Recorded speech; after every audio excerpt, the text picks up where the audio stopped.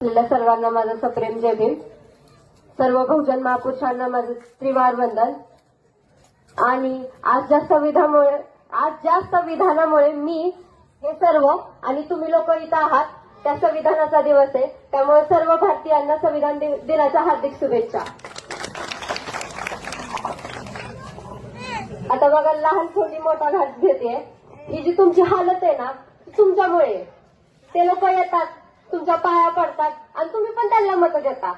मग भले ती पैशाच्या जोरावर असो किंवा तुम्ही भोळ्यात म्हणून देऊन टाकता की बाबा आपलीच माणसं आहेत, काय होतंय, येतील परत, करतील आपला विकास. पण तिथं तुम्ही जबाबदार आहात, कारण तुम्ही त्यांना मत देता, तुम्ही त्यांना नेते बनवता. मग आता तुम्हाला तुमच्या मताची पावर समजण्याची गरज आहे. तुम्ही काय करू शकता हे समजण्याची गरज तुम्हाला आहे. तुमच्या मताचा जो अधिकार आहे त्याची पावर एखाद्या सामान्य व्यक्तीला त्या मंत्रालयात नेऊन बसवू शकते. एखाद्या सामान्य व्यक्तीला त्या सर्वोच्च प्रेसिडेंट ह्या थ्रोनवरती बसवू शकते. हे समजण्याची गरज तुम्हाला आहे. आपल्या देशाचं सर्वोच्च न्याय संविधान म्हणतं की एका व्यक्तीला मृत्यूनंतरही सन्मानाचा अधिकार आहे. तुम्ही मला सांगा, भेटतो का होतो तुम्हाला? भेटतो? इथं जेव्हा कोणाचीही मृत्यू होते त्याच्या अर्थीला ठेवण्यासाठी सुद्धा जागा नाहीये. तुम्हाला ड्रेनेजचे प्रॉब्लेम आहेत, तुम्हाला पाण्याचे प्रॉब्लेम आहेत, तुम्हाला रस्त्याचे प्रॉब्लेम आहेत, तुम्हाला आवास योजनेत जे घरं बांधून देतात ती आहेत का नीट? आहेत?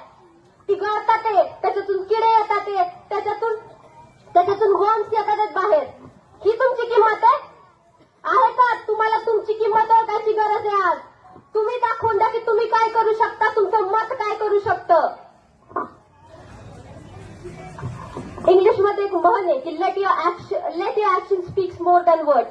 तुमचं कृत्य दाखवून देईल तुम्ही काय करू शकता.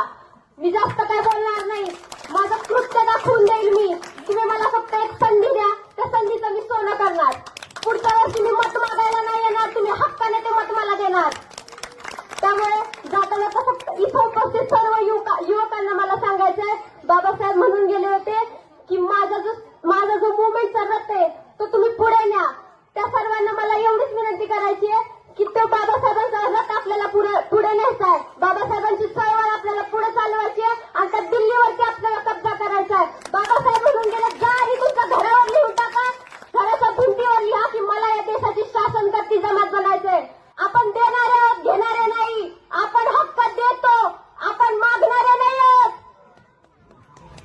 त्यामुळे येणाऱ्या 2 तारखेला तुम्हाला, मला आणि रवींद्र दादाला त्या नगरपालिकेत पाठवायचंय. आम्ही दोघं देखील वकील आहोत. कायद्याने भांडू, कायद्याने हक्क मागू आणि नाही दिला तर हिसकावून घेऊ. जय भीम, जय भारत.